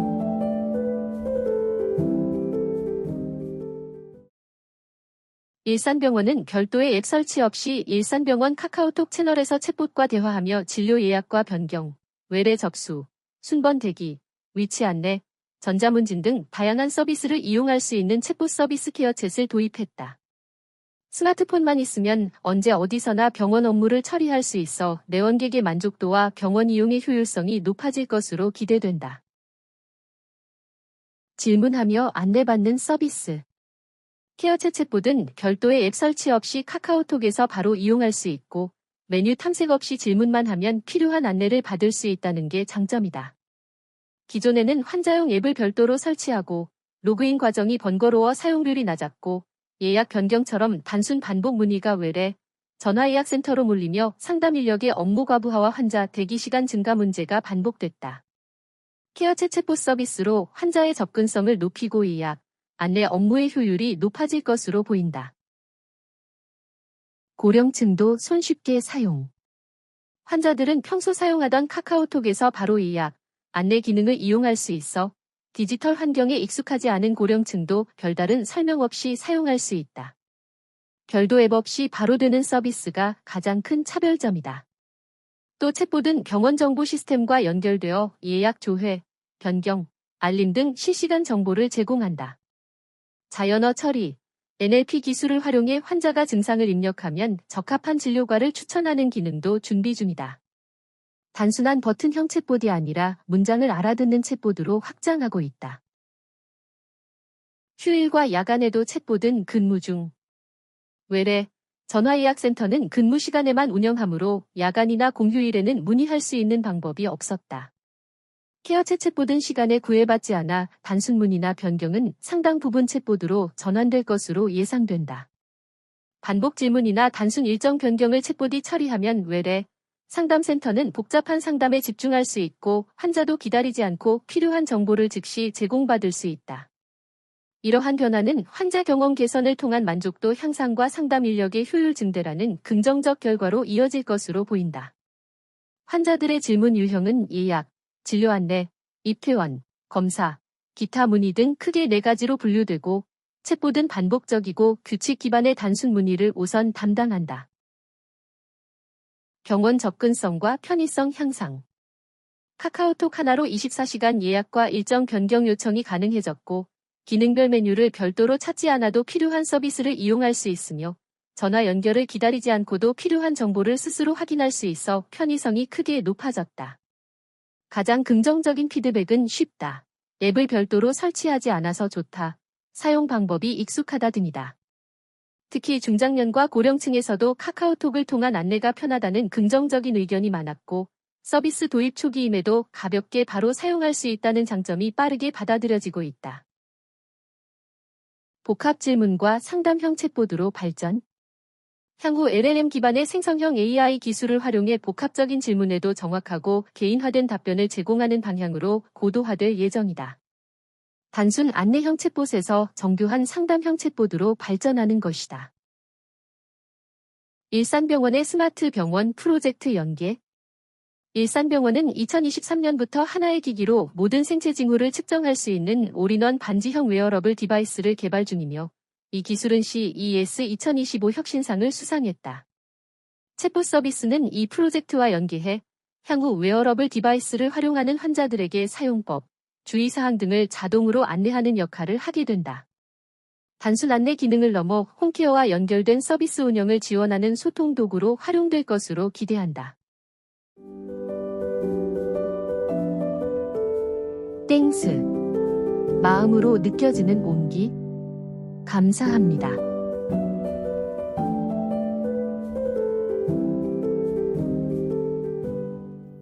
가족이 아플 때 따뜻한 말 한마디는 힘든 마음을 어루만져주는 치유의 언어입니다. 내 가족을 돌보듯 진심을 다하는 손길은 환자와 보호자의 마음까지 치료해줍니다. 일산병원에 전해온 환자와 보호자의 감사 인사는 의료진의 마음을 따뜻하게 합니다. 추, 대장학문외과 정성우, 김주연 교수님, 장지영 교수님. 일산병원 의료진을 만난 건 행운입니다. 응급수술을 하고 입원 중인 91세 환자의 보호자입니다. 시골에 혼자 계신 어머님이 속이 좀 불편하다고 하셔서 검사를 진행했고 단순한 장염이 아니라 장천공으로 인한 복막염이라 응급수술을 해야 한다는 소견과 함께 앰뷸런스를 타고 일산병원으로 오게 되었습니다. 급하게 여러 가지 처치를 하고 수술실로 옮기기까지 늦은 저녁 시간임에도 일사천리로 진행되었습니다. 그때까지만 해도 이 과정이 얼마나 고마운 일인지 몰랐습니다. 어머님이 91세 고령의 대장천공이 오래 진행된 상태라 위험한 상황이었음에도 최선을 다해 늦은 시간까지 수술해주신 대장학문외과 정성우 교수님과 김주연 교수님께 감사드립니다. 응급실에 도착한 시간이 7시 정도였는데 밤새 수술을 해주시고 최선을 다해 수술했다고 말씀해주셔서 일산병원에 오길 잘했구나 다시 한번 생각했습니다. 응급중 환자실에 계실 때 장지영 교수님께서는 환자가 안정적으로 회복할 수 있도록 세심히 조치해주셨고 이름을 기억하지 못하지만 옆에서 열심히 설명해주시던 선생님들께도 고맙다는 말씀을 전합니다. 아직은 장루라는 것에 어머니가 많이 당황스럽고 힘들어하시지만 빠른 수술과 치료에 참여해주신 많은 선생님 덕분에 어머니는 점점 나아지고 계십니다. 일산병원에 온 게 정성우 교수님을 만난 게 행운입니다. 응급실, 수술실, 응급중환자실, 72병동에서 밤낮으로 24시간 환자를 돌봐주고 계신 간호사 선생님들을 비롯하여 일산병원 모든 분께 감사의 마음을 전합니다. 2. 심장혈관흉부외과 배미경 교수님. 눈물이 날 정도로 감사합니다. 저는 타 병원에서 진료를 받던 환자입니다. 기흉으로 진료가 필요한 상황이었으나 타 병원 주치의 부재로 진료를 받을 수 없었습니다. 너무나 감사하게도 일산병원 진료협력센터에서 빠르게 조치를 취해주셨고 심장혈관흉부외과 배미경 교수님께 치료받을 수 있었습니다. 배미경 교수님께서는 진료가 끝난 시간임에도 불구하고 제가 병원에 도착할 때까지 기다려주셨고 꼼꼼하고 자세하게 설명해 주셨습니다. 정말 눈물이 날 정도로 감동받았습니다. 다시 한번 감사드립니다. 2. 치과 강상훈 교수님. 아이의 고집스러운 마음까지 치료해 주셨습니다. 아이가 이가 아픈데 치과에 안 가고 고집스럽게 참고 있다가 간 동네 병원에서 처치가 어렵다며 일산병원으로 가야 할 것 같다고 소견서를 써주셨습니다. 일산병원 응급실에서는 직접 진료 접수가 빠를 것이라고 잘 설명해 주셔서 치과 진료를 받았다고 합니다. 전 직장에 있어서 같이 못 갔어요. 일산병원 치과 강상훈 교수님께서 2에서 3일 후에 좀 나아질 것이라 하셨다는데 정말 2에서 3일 후에 나아졌다면서 아이가 감사해하고 있습니다. 너무 불안했는지 치료 관련 문의 전화도 드렸었는데 간호사 선생님들께서도 친절히 설명해 주셔서 감사하다고 합니다. 전문가님의 말씀을 이렇게 잘 따르는 건 처음이고 가글도 너무 열심히 해서 약국 가서 더 사오고 밥도 꼬박꼬박 잘 먹고 치과 처방약 외에는 다른 약도 절대 복용하지 않으면서 잘 지키고 있는 모습을 보니 꼭 감사 인사를 드려야 할 것 같아 글 남깁니다. 교수님 말씀은 경청하는 것 같으니 치료하러 가면 앞으로도 이 꼭 잘 닦으라고 그리고 염증 없어지면 발치하자고도 꼭 좀 말씀해 주세요. 2. 외과 강성민 교수님. 저에게 활력을 주셨습니다. 저는 무기력에 지쳐있는 상태에서 조직검사를 위해 강성민 교수님을 만나게 되었고 그 후 활력을 되찾았습니다. 선생님께서 첫 검사 결과를 설명하실 때부터 자세하고 차근차근 말씀해 주셔서 정말 감사했습니다. 경험상 다음 환자 시간 때문에 빨리 급하게 하실 말씀을 하고 질문 없으면 끝 이런 식의 만남이 아니라 기다린 시간이 아깝지 않을 정도로 상세하게 알려주셔서 감동했습니다. 입원했을 때도 괜찮으세요 하고 가시는 게 아니라 무엇을 조심해야 되는지 어떻게 해야 되는지 상세하게 알려주셨어요. 정말 얼굴도 잘생기셨는데 설명도 쉽게 해주시는 배려, 환자를 생각한다는 마음이 진정으로 느껴진 선생님이십니다. 첫 면담부터 여기다 생각하고 믿고 수술 잘 받고 힘차게 돌아갑니다. 감사합니다. 2. 외과 전우종 교수님. 91병동 응급의료센터 21병동 EICU 외과 외래 모든 선생님. 감사합니다. 저는 태어난 지 12년 만에 처음으로 119 구급차를 타고 일산병원 응급실로 오게 되었습니다. 자전거를 타다 다쳤는데 이렇게까지 큰 수술을 하게 될 줄은 몰랐네요. 응급의학과 선생님들은 너무 친절하셨고 검사 결과는 큰 이상이 없었지만 너무 아팠어요. 그때 외과 박관훈 교수님의 빠른 판단으로 2층 응급병동에 하루 입원하게 되었습니다. 느껴보지 못한 큰 통증으로 정신을 못 차렸는데 응급병동 간호사 선생님 두 분이 밤새 제 곁을 거의 지켜주시다시피 계속 봐주셨어요. 감동했습니다. 침대로 옮겨주신 친절하신 선생님, 정말 감사했습니다. 외과 박관훈 교수님께서 CT 재검사를 통해 소장천공으로 복막염이 진행된 것을 확인해 주셨고 응급수술을 받게 되었습니다. 엄마가 너무 많이 우셨는데 간호사분들께서 다들 엄마를 위로해 주셨어요.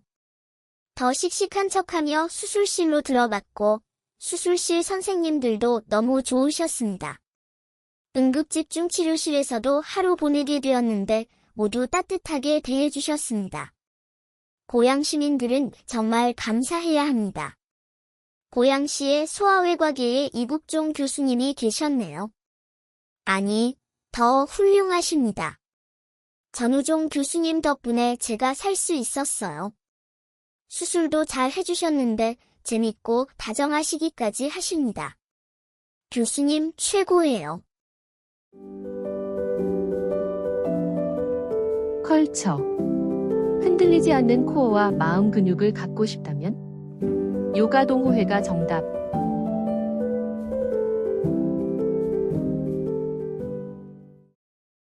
일산병원에 20년 넘게 운영 중인 동호회가 있다는 사실 알고 계신가요? 처음 시작할 때부터 같은 강사님이 지도하고 계시다는 점도 자랑거리입니다. 뭉친 몸과 마음 근육을 부드럽게 만들고 활기찬 일상을 이어가고 싶은 분들이라면 들어오세요. 20년 동안 변하지 않는 끈끈함. 2005년 6월쯤 인도에서 오신 교수님을 모시고 직원 문화 강좌를 열었고 이때 요가에 관심 있는 직원들이 요가 동호회를 결성했다고 합니다. 초기에는 강좌마다 40명 넘는 회원이 참석할 정도로 열기가 넘쳤는데 현재는 소박하게 20명 정도가 요가 수련 중입니다. 20년 동안 우여곡절을 겪으면서도 명맥을 잘 유지하며 개설했을 때부터 지금까지 같은 강사님이 지도하고 계신 덕분인지 최근에는 새롭게 가입하는 회원도 있어서 동호회의 활기가 넘칩니다. 흔들리지 않는 편안함. 아사나는 요가에서 말하는 호흡이나 명상을 하기 위한 기본 자세로 외부로는 흔들림이 없어야 하고 내부로는 편안하고 즐거운 기분이 들어야 한다라고 강사님이 강조하십니다. 흔들리지 않는 편안함이라는 침대 광고와 같은 맥락이라고 해서 웃었던 적이 있습니다. 호흡과 명상은 심신이완, 자세 교정, 통증 완화에도 도움이 됩니다. 실제로 동호회에서 본요가를 시작하기 전 매트에 누워서 10에서 20분 정도 호흡을 하고 마치기 전에도 15분 정도 명상을 하는데 물론 경무에 지쳐서 그런지 몰라도 호흡과 명상 시간에 많은 회원이 코를 골며 숙면을 취하는 것을 보면 요가를 하면서 충분히 편안함을 느끼는 것 같습니다. 스트레스와 피로를 날려버리는 요가? 하루 종일 환자를 응대하다 보니 스트레스도 많고 긴장성 두통에 시달리기 일쑤였는데 동호회 활동을 꾸준히 하면서 어깨가 뭉치거나 뒷목이 뻐근한 증상도 좋아지면서 업무에 좀 더 집중할 수 있고 활기차게 생활할 수 있습니다. 요가에 관심 있는 분 환영. 수련 시간. 매주 목요일 오후 6에서 7시. 수련 장소. 종합검진센터. 요가. 이런 점이 좋아요. 요가 매트만 있으면 어디서든 할 수 있어 집에서도 복잡한 머릿속을 비워내고 뭉친 등 근육을 풀어주며 수련에 정진할 수 있어서 좋습니다. 리서치. 하지불안증 후군과 파킨슨병의 연관성 연구.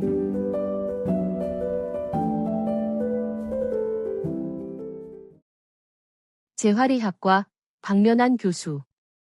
국내 대규모 코호트 데이터를 분석한 결과 하지불안증 후군, RLS 환자는 일반 대조군에 비해 파킨슨병 발생 위험이 더 높은 것으로 나타났다.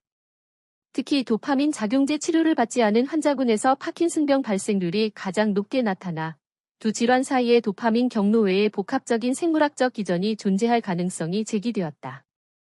이번 연구는 RLS가 파킨슨병의 간접적 위험 요인이 될 수 있음을 시사하며 향후 정밀한 기전 파악을 위한 중요한 근거를 제시했다.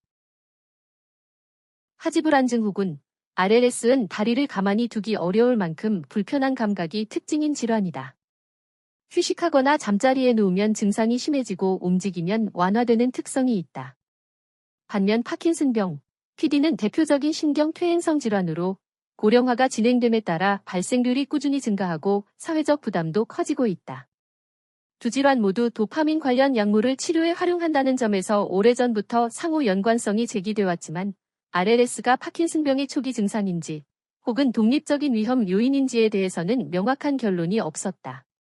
이 연구는 이러한 의문을 해결하기 위해 한국국민건강보험공단 표본 코호트 2002에서 2019년을 이용해 RLS 환자 약 1만 명과 이에 매칭된 대조군 1만 명을 비교 분석했다. RLS는 ICD-10 코드 G25.8가 2회 이상 기록된 경우로 정의했고, 파킨슨병은 G20 코드 또는 희귀난치성 질환 등록 코드 V124를 기준으로 확인했다. 도파민 너머의 연결고리, 노르아드레날린, 수면, 철분 대사. 이러한 결과는 하지불안증 후군과 파킨슨병의 관계가 단순히 도파민 부족이라는 하나의 경로로만 설명될 수 없다는 점을 시사하며 다음과 같은 가능성을 제기한다. 노르아드레날린 신경계 이상. 뇌간의 청색반점 기능 이상이 두 질환 모두에서 발견되며 이는 도파민 이외의 신경전달 체계가 관여할 수 있음을 제한한다. 수면장애의 영향. RLS 환자는 수면의 질이 떨어질 가능성이 높은데 수면장애는 뇌의 노폐물, 예, 알파시누클레인 제거를 방해하고 파킨슨병 위험을 높일 수 있다. 철분 대사의 역할. 철은 도파민 생성에 중요한 역할을 하며 RLS와 파킨슨병 모두에서 철분 대사 이상이 관찰되는 경우가 있다. DA 치료군에서 파킨슨병 위험이 낮게 나타난 이유에 대해 연구진은 두 가지 해석을 제시한다. 첫째, DA 치료군은 원발성 RLS 환자로 실제로 파킨슨병과 병태생리적으로 거리가 있는 집단일 수 있다. 둘째, 비치료군에는 빈혈, 신장질환, 신경병증 등 다른 기저질환으로 인해 나타나는 2차성 RLS가 포함되었을 가능성이 높아 파킨슨병 위험이 상대적으로 증가했을 수 있다. 하지불안증 후군과 파킨슨병의 연관성 입증. 이 연구는 국내 대규모 일반 인구를 대상으로 하지불안증 후군과 파킨슨병의 연관성을 분석한 최초의 연구 중 하나이다.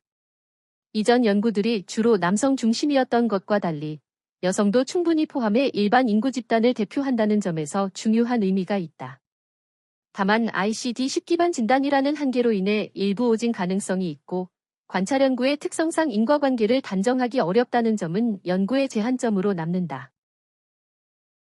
결론적으로 이번 연구는 하지불안증 후군이 파킨슨병 발생 위험과 관련이 있으며 특히 도파민 작용제를 사용하지 않는 RLS 환자에게서 그 위험이 더 크게 나타난다는 점을 보여준다. 이는 두 질환 사이의 도파민 경로 외의 다른 생물학적 연결고리가 존재할 가능성을 뒷받침하며 향후보다 정밀한 기전 연구와 장기 추적 연구의 필요성을 강조한다. 이슈. 위기를 넘어 변화를 만든 일산병원 명의 사인.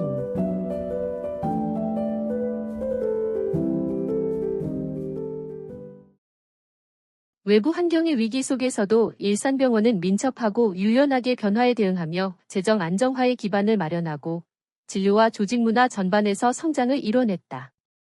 이 변화의 중심에는 환자 곁을 지키고 조직을 따뜻하게 만들며 미래를 준비해온 의료진의 헌신이 있었다. 경원은 2025년에 그 가치를 가장 잘 보여준 의료진 4명을 일산병원 명의로 선정했다. 진료부문, 심장내과, 이한철 교수. 불규칙한 심장박동 속에서도 답을 찾아내다. 부정맥과 급성 심혈관 질환은 짧은 시간 안에 정확한 판단이 요구되는 영역이다. 이한철 교수는 검사 수치에만 의존하지 않고 환자의 증상 변화와 생활 패턴, 심장박동의 흐름을 종합적으로 분석해 조기 진단과 적절한 치료로 이어가고 있다. 갑작스러운 두근거림으로 내원한 환자에게서 미세한 이상 신호를 놓치지 않고 추가 검사를 결정해 중증으로 진행하지 않도록 막아낸 사례는 그의 진료 철학을 잘 보여준다. 환자와 보호자에게는 치료 과정과 예후를 차분히 설명하며 의료진과는 긴밀한 소통으로 최선의 치료 방향을 함께 만들어간다. 항상 환자를 먼저 생각하고 동료를 챙기는 의사라는 평가처럼 이한철 교수는 심장을 넘어 환자의 삶을 돌보는 명이다. 리더십 부문, 신경외과, 이윤호 교수. 끝까지 포기하지 않는 책임, 사람을 향한 배려. 중증 신경계 질환 환자의 치료 과정에서 이윤호 교수는 결코 포기하지 않는 책임감으로 현장을 지켜왔다. 치료가 쉽지 않은 상황에서도 끝까지 최선을 다하며 보호자에게까지 이어지는 따뜻한 설명과 위로는 많은 이에게 깊은 신뢰를 준다. 수술실에서도 그의 리더십은 확연히 드러난다. 수술실, 마취과 간호사들과의 존중 어린 소통, 응급 상황에서도 환자 상태를 직접 확인하며 내리는 세심한 판단은 진정한 명의의 모습을 보여준다. 숨가쁘게 돌아가는 일정 속에서도 후배 의료진의 의견을 경청하고 교육을 아끼지 않는 태도는 조직 전체에 긍정적인 에너지를 전한다. 비상진료 운영체계 24시간 진료 운영을 위한 전문의 야간 당직 및 온콜 운영체계 유지에 적극 참여. 보건의료 위기 상황 극복 노력. 차세대 부문 1. 외과 장지영 교수. 중증 외상 의료의 내일을 설계하다. 장지영 교수는 경기 북부 지역 필수 의료 강화를 위해 시스템을 만들어온 차세대 리더다. 중환자 치료가 어려운 외부 병원에서 환자를 직접 전원받아 관리하는 SOSICU 사업을 운영하며 중증 외상 환자 치료의 새로운 모델을 구축했다. 심장내과 한라인, 신경과 브레인라인 등 협진 체계를 적극 지원하며 진료과 간 연결을 강화했고 쇼크 앤 트라우마 팀이 성공적으로 안착하는 데 기여했다. 전임의 교육과 연구 활동을 병행하며 진료, 교육, 연구를 아우르는 그의 행보는 일산병원의 미래 의료 역량을 한 단계 끌어올리고 있다. 공공의료 사업실장으로서 역할 수행. 필수 의료 제공과 의료 취약계층 지원. 공공보건의료 전반 역할 수행. 3년 연속 공공보건 의료계획 최우수 기관 선정. 경기 북부 지역 책임 의료기관으로서 지역 여건을 고려한 공공보건의료 사업을 지속적으로 추진. 차세대 부문 2. 신장내과 김재영 교수. 설명하고 경청하고 끝까지 책임지다. 김재영 교수는 환자와 보호자의 눈높이에 맞춘 설명과 끝까지 경청하는 진료로 신뢰를 쌓아온 의료진이다. 회진 중에도 복잡한 질환 내용과 치료 과정을 쉽게 풀어 설명하며 환자가 스스로 치료를 이해하고 참여할 수 있도록 돕는다. 주말과 공휴일에도 환자 차트를 확인하고 유선으로 상태를 점검하는 책임감. 타 의료진에게도 항상 친절하고 명확한 소통을 이어가는 태도는 조용하지만 단단한 헌신의 모습이다. 김재영 교수는 꾸준함과 진정성으로 일산병원의 내일을 준비하는 차세대 명이다. 전문의 중심병원 운영. 전공에 없는 병원이 아니라 의존도를 낮춘 병원. 탄탄한 수련 병원, 수련 환경 개선 및 안정적 인력 운영. 신장내과. 진료과 운영 모형 개발을 통해 전문 인력 중심병원 실현에 기여. 위드 뉴스. 1차 의료 개발센터, 고양시장 표창 수상. 일산병원 1차 의료 개발센터가 제26회 사회복지의 날 기념식에서 고양시장 표창을 수상했다. 이번 표창은 고양특례시와 맺은 업무 협약을 기반으로 재가의료 급여 사업을 성공적으로 추진하고 지역사회 통합돌봄체계 강화에 기여한 공로를 인정받은 결과다. 또한 공공병원의 역할을 충실히 수행하며 지역사회와 협력해 만든 성공적인 모델로 평가된다. 일산병원은 고양특례시와 협력해 재가 환자 맞춤형 의료, 복지 서비스를 제공하고 지역 내 의료와 복지의 연계를 강화하는 데 힘썼다. 만성폐쇄성폐질환, 결핵 적정성 평가 1등급 획득. 일산병원은 건강보험심사평가원에서 실시한 만성폐쇄성폐질환, COPD 적정성 평가와 결핵 적정성 평가에서 모두 1등급을 획득했다. 만성폐쇄성폐질환 적정성 평가는 만성폐쇄성폐질환 환자 관리의 질 향상을 위해 실시되는 평가로 2024년 1월부터 12월까지 만성폐쇄성폐질환으로 내원한 40세 이상 환자를 대상으로 진행됐다. 일산병원은 이번 평가에서 종합점수 91.9점을 기록해 전체 평균 70.2점을 크게 웃도는 성적을 거뒀다. 의료특화 LLM 과제 임상실증 총괄 책임기관 참여. 일산병원이 과학기술정보통신부가 주관하는 인공지능 AI 특화 파운데이션 모델 프로젝트의 의과학 분야 컨소시엄의 임상실증 총괄 책임기관으로 참여한다. 이번 과제는 의과학 분야의 대규모 인공지능 모델을 개발해 임상, 연구, 신약 개발 등 의료 전반의 혁신을 목표로 한다. 과제명은 분자에서 인구까지 전 주기 의과학 혁신을 위한 멀티스케일 의과학 특화 파운데이션 모델 개발이며 2026년 9월까지 2단계로 추진된다. 사랑의 연탄 나눔 기부금 후원. 일산병원은 지난 11월 27일 북방민족 나눔협의회 사랑의 연탄 창고에서 지역 내 난방 취약 가구의 따뜻한 겨울나기를 돕기 위한 사랑의 연탄 나눔 기부금 전달식을 진행했다. 이날 지역 내 소외계층의 연탄 구매를 위한 기부금 900만 원을 북방민족 나눔협의회에 전달했다. 일산병원은 2016년부터 연탄 나눔 봉사와 기부금 후원, 다양한 사회공헌 활동을 이어오며 지역사회와 함께하는 나눔을 꾸준히 실천하고 있다. 지역 심뇌혈관질환센터 운영사업 유공자 보건복지부 장관 표창 수상. 일산병원 오성진 지역 심뇌혈관질환센터장 권영섭 신경외과 교수가 제32차 전국 권역 지역 심뇌혈관질환센터 전국회의에서 지역 심뇌혈관질환센터 운영사업 유공자로 선정돼 보건복지부 장관 표창을 수상했다. 이번 회의는 보건복지부가 주최하고 중앙심뇌혈관질환센터가 주관했으며 전국 심뇌혈관질환센터의 운영 성과와 향후 과제를 논의하고 운영 사업에 기여한 유공자에 대한 표창도 함께 진행됐다. 간호간병 통합서비스 성과평가 S등급 7년 연속 획득. 일산병원은 공단이 주관한 2025년 간호간병 통합서비스 성과평가에서 최고 등급인 S등급을 획득했다.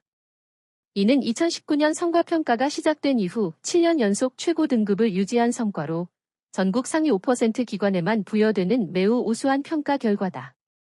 현재 일산병원은 간호간병 통합서비스 병동 12개, 496병상을 운영하고 있으며 특히 2025년 신설된 종합병원 전 병동 확대, 전체 병동의 75% 이상 운영지표에서 가점을 획득했다.